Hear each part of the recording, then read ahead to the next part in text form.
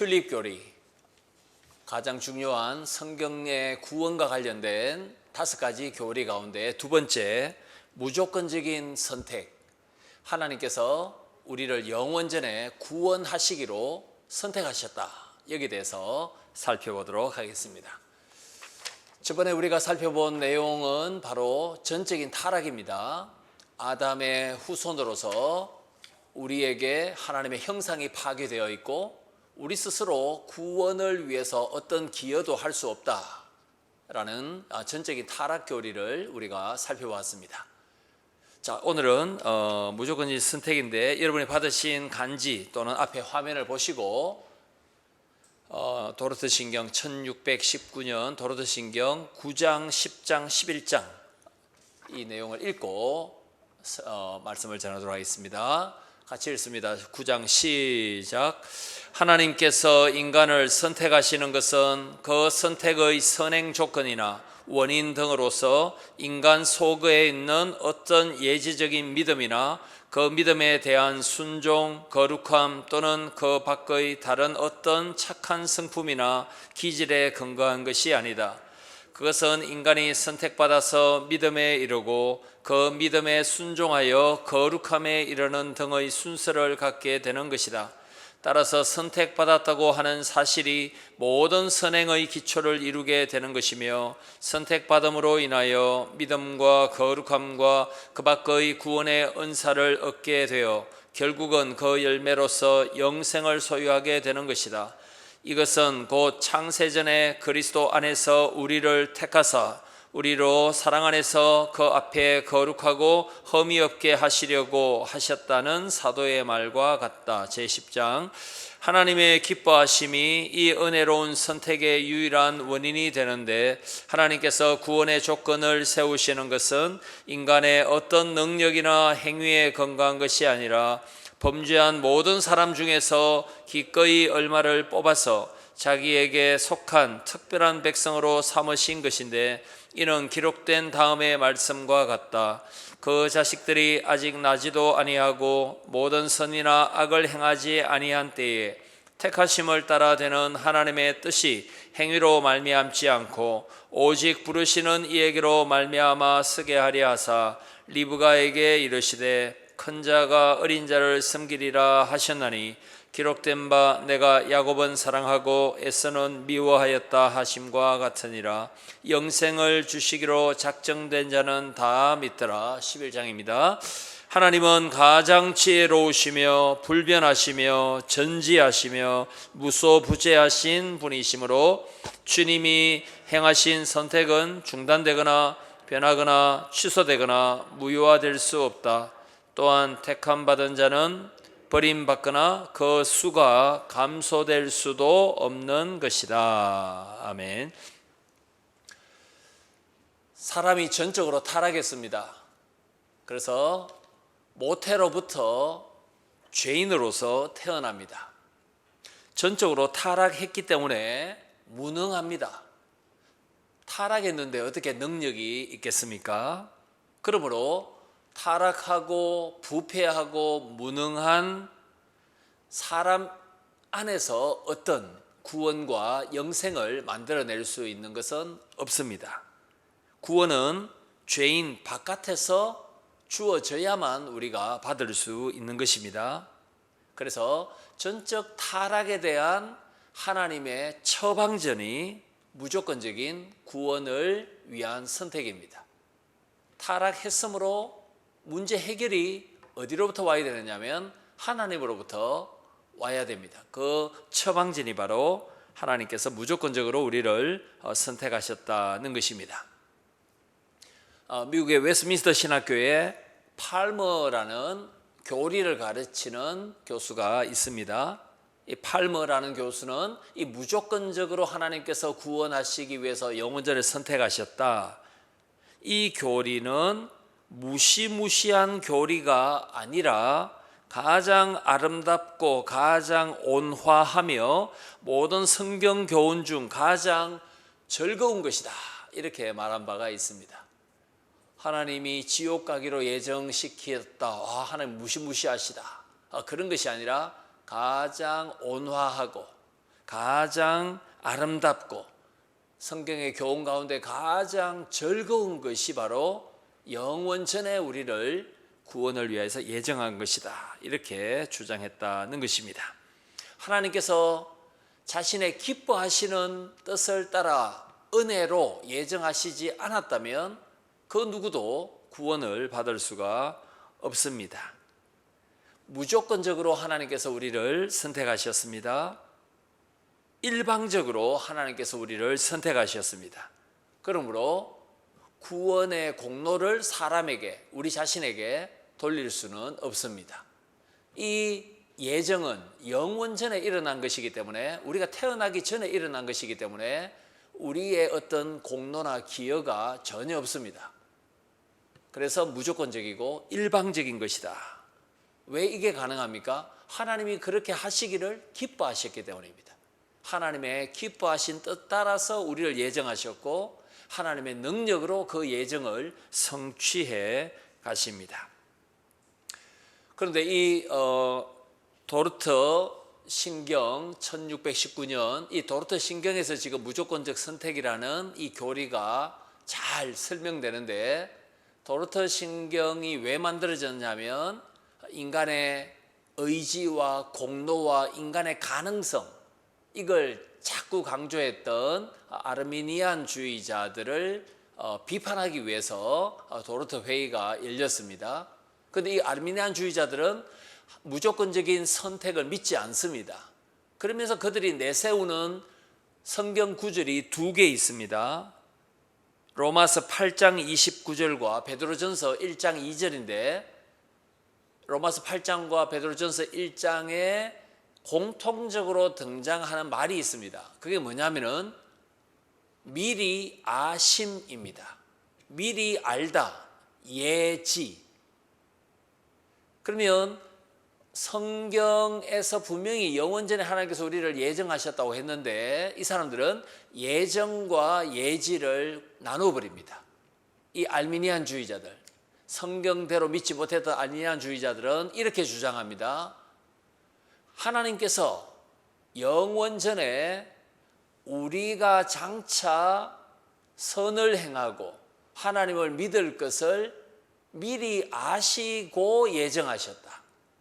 하나님께서 영원 전에 뭘 미리 아셨느냐 하면 우리가 하나님께 순종할 것을, 하나님을 믿을 것을, 우리가 의지적으로 하나님께 순종할 것을 미리 아시고 예정하셨다. 이걸 예지예정이라고 내자로 표현하기도 합니다. 여러분, 우리가 이제 국회의원 선거를 하거나 대통령 선거를 하거나 시장 선거를 할 때 벽보에 사진과 프로필을 쭉 보지 않습니까? 공약도 봅니다. 이 사람이 이런 능력이 있고 이런 경력이 있고 내가 이 사람에게 표를 던지면 앞으로 이 사람이 잘할 것 같다. 이걸 판단해서 1번을 찍건 2번을 찍건 3번을 찍습니다. 선거에 굉장히 우리가 익숙하지 않습니까? 마치 이 사람이 부산시장이 되면 이런 일을 잘 할 것을 미리 이렇게 예지하면서 우리가 선거합니다. 알미니안주의자도 똑같이 말합니다. 우리가 태어나지 않았지만 하나님께서 영원전에 우리가 이렇게 선을 행하고 잘할 것을 미리 아시고 예정하셨다. 그게 바로 조건 아닙니까? 과연 하나님께서 우리를 구원하실 때 우리의 조건을 미리 아시고 예정을 하셨겠습니까? 아르미니안주의자들은 무조건적으로 하나님께서 영원전에 우리를 일방적으로 예정하셨다. 이것은 인간의 자유의지를 제한하는 잘못이다, 잘못된 교리다, 이렇게 봅니다. 영원전에 하나님께서 우리를 예정하셨다, 이걸 믿는다면 사람의 자유로운 의지적인 결단을 무시하는 것이다, 이렇게 주장합니다. 하지만 하나님께서 영원전에 우리를 일방적으로 구원하시기로 선택하셨다, 그것이 하나님의 기쁘신 뜻이다. 이 복음이야말로 진정으로 사람을 자유케 만듭니다. 왜 그렇습니까? 하나님의 전적인 은혜로 구원이 우리에게 바깥으로부터 주어졌으므로 우리 스스로 우리 자신의 타락하고 부패한 의지, 우리 자신의 능력을 의지하지 않도록 하는 것입니다. 하나님께서 우리를 영원전에 구원하시기로 선택하셨죠. 그게 기쁘신 뜻이죠. 그러면 우리가 구원받은 백성으로 사는 것도 전적으로 하나님의 은혜를 의지하여 사는 것입니다. 내 속에서 무슨 선이 있어서 능력이 있어서 살아가는 것은 아니구나. 구원도 하나님의 은혜요, 성화도 하나님의 은혜요, 모든 것이 하나님의 은혜로만 가능하구나. 그 하나님의 은혜를 덧입어 나도 내 속에서 역사하시는 성령의 능력을 따라 힘을 다해서 수고해야 되겠구나. 내 힘이 있기 전에 하나님의 은혜가 전적으로 먼저 필요하다. 이걸 무조건적인 선택과 예정을 인정하는 사람은 받아들입니다. 그래서 하나님의 영원한 구원의 은혜를 인정한다면 전적으로 하나님의 은혜로만 살아야 되겠다. 여기에 참 자유가 있다는 것을 우리가 기억해야 하겠습니다. 도르트 신경에 따르면 우리가 읽었던 이 내용에도 있는데 하나님께서 영원전에 우리를 구원하시기로 예정하셨다. 이 예정 때문에 뭐가 발생합니까? 믿음이 발생하고 구원이 발생하고 거룩한 삶이 계속해서 뒤따릅니다. 하나님께서 우리를 구원하시기로 예정하시지 않았다면 믿음도 성화도 중생도 이것이 불가능하다는 것이죠. 그래서 하나님의 선택과 예정은 모든 구원의 원천이다라고 설명하고 있습니다. 여러분, 욥기 23장 13절에 보시면 하나님은 뜻을 정하여 마음에 하고자 하시는 것이면 그것을 행하신다는 말씀이 있습니다. 하나님은 영원전에 기쁘신 뜻을 딱 정해놓고 그것을 이루어 가신다라고 욥기 23장 13절에서 말씀합니다. 우리가 받았던 이 간지에도 로마서 9장에서 리브가 뱃속에 야곱과 에서가 있었지 않습니까? 야곱과 에서가 아직 태어나기 전에 내가 야곱은 사랑하고 에서는 미워했다. 이게 하나님의 기뻐하신 뜻이었습니다. 하나님은 기쁘신 뜻을 계획하시고 그것을 능력으로 반드시 이루어 가십니다. 그 중에 가장 중요한 것이 우리를 위하여 구원받도록 예정하셨다는 이 복음이 가장 중요합니다. 우리가 읽었던 사도행전 13장 48절 어떤 내용입니까? 바울과 바나바가 1차 선교를 했습니다. 지금 뉴스에서 보도되고 있는 그 튀르키예, 그 터키의 그 남쪽 지역 지진으로 큰 피해를 입은 바로 그 지역입니다. 그 지역에 비시디아 안디옥이라는 지역이 그 근처에 있습니다. 거기 가서 복음을 열심히 바울과 바나바가 전거했죠. 이때 사도행전 13장 48절에 영생을 주시기로 하나님께서 작정하신 자들은 다 어떻게 합니까? 믿습니다. 복음이 전파될 때, 우리가 전도할 때 구원하시기로 하나님 딱 예정된 사람은 우리의 복음 전파 그 타이밍에 하나님께서 거듭나게 하시는 은혜를, 역사를 이루신다는 것입니다. 그래서 우리는 누가 작정된지 모르기 때문에 만나는 사람마다 때를 어떤지 모르든지 복음을 전해야 될 사명이 우리에게 있습니다. 여러분, 찬송가 90장 1절에 보시면 이 예전과 관련된 가사가 좀 있습니다. 주 예수 내가 알기 전 날 먼저 사랑했네. 내가 예수님을 알기 전에 주님께서 먼저 우리를 예정하셨고 우리를 사랑하셨다. 우리가 거듭나는 그 순간부터 주님이 우리를 사랑하신 것이 아니라 영원전에 우리가 구원받기로 예정받았으므로 그때부터 주님은 계속해서 예정하신 사람들을 사랑해 오셨다. 이런 내용이 찬송가 90장 1절이 되겠습니다. 여러분, 성경에 보시면은 출애굽기 33장에 보시면 하나님께서 구약 시대에 한 민족을 자기 백성으로 택하셨죠. 이스라엘입니다. 그런데 출애굽기 33장 19절 등등에 보시면 미약하고 장점이 없던 이스라엘 백성을 하나님께서 기쁘신 뜻대로 선민으로 불러주셨습니다. 이집트 사람을 부르실 수도 있고 아수르, 바벨론, 페르시아 예를 들어서 이런 강대국들을 선민으로 삼으시면 어떤 일이 벌어지겠습니까? 제국을 선민으로 삼으시면 하나님이 도와줘서 강대국을 이룬 것이 아니라 우리가 사람이 많기 때문에 무기가 잘 개발되었기 때문에 하나님 무시하지 않겠습니까?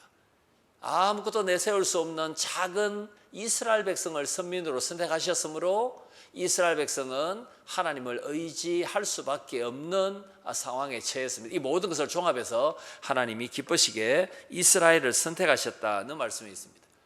이것과 비슷한 내용이 신약의 어느 교회겠습니까? 고린도 교회입니다. 고린도전서 1장 27절에서 29절 하나님께서 그리스 남쪽의 고린도 교회를 구원하시기로 영원전에 예정하셨죠. 고린도 교인들 가운데 아주 높은 지위에 있는 사람이거나 문벌 좋은 자거나 사회적으로 세상적으로 내세울 만한 소위 말하는 스펙이 많았던 사람들은 별로 없었습니다. 그럼에도 불구하고 하나님께서 고린도에 있는 많은 사람들 가운데 성도들을 예정하셨다. 그래서 고린도 교회가 형성되는 것을 볼 수 있습니다. 구약의 이스라엘이건 신약의 그리스의 고린도 교회건 하나님의 기쁘신 뜻대로 선택을 받은 것은 분명합니다.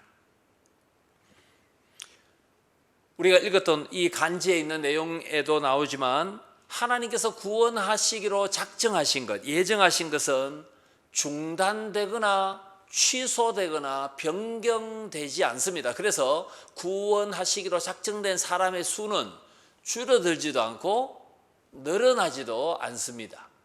그게 하나님의 기쁘신 뜻이기 때문입니다. 기쁘신 뜻대로 딱 예정해 주셨기 때문에 이 예정된 사람은 반드시 하나님의 능력으로 이 사람들은 줄거나 늘지 않고 반드시 이 사람들 전체가 이 사람들은 완전하게 완전한 구원이 끝까지 지속되도록 하신다. 무효화되지 않는다라고 말씀하고 있습니다. 에베소서 1장 4절 하나님 우리를 예정하셨다. 뭐 때문에 예정하셨습니까? 에베소서 1장 5절 6절 하나님의 영광스러운 은혜, 구원의 은혜를 찬송하도록 하나님께서 우리를 예정하셨다. 이렇게 말합니다. 그러니까 우리가 구원받기로 예정된 것을 믿는다면 마땅히 저와 여러분이 해야 될 일은 감사와 찬송밖에 없다는 것입니다. 하나님께서 영광스러운 하나님께서 자비로운 하나님께서 우리를 영원 전부터 예정하셨다. 이걸 믿는다면 우리가 감사와 찬송을 드릴 수밖에 없는 것입니다.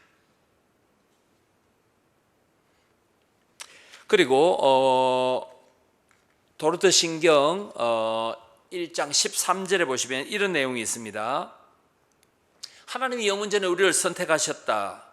이 교리를 이해할 때 구원받은 사람들은 하나님의 명령을 잘 지킴으로써 나태한 자리에 있지 않도록 하며 세속적인 유혹에 빠져들지 않도록 합니다. 여러분, 하나님께서 나를 은혜로 구원하셨다. 그러면 하나님 다 하시니까 나는 그냥 나태한 가운데 세상의 유혹에 넘어가며 살아야 되겠다. 그것은 비정상이라는 것입니다. 은혜로 구원받았기 때문에 전적으로 타락한 우리에게 구원의 처방전을 예정으로 내려주셨기 때문에 나태에 빠졌어도 되지 않고 세속적인 유혹에 빠졌어도 되지 않는다는 것입니다. 선택받은 자로서의 행위를 부인하는 사람들은 이 구원의 은혜를 가볍게 여겨서 제멋대로 게으른 행위를 합니다. 하나님 구원하셨다. 그럼 나는 그냥 나 편한 대로 그냥 편한 대로 그냥 넓은 길로 가자. 이것은 바로 구원의 은혜를 가볍게 여겨서 제멋대로 게으르게 처신하는 것인데 이걸 하나님께서 의도하신 것은 아니다는 것입니다. 바로 그렇게 생각하는 사람에게 하나님의 공의로운 판단과 심판이 있게 된다. 이 내용도 도르트신경 1장 13절에 있습니다.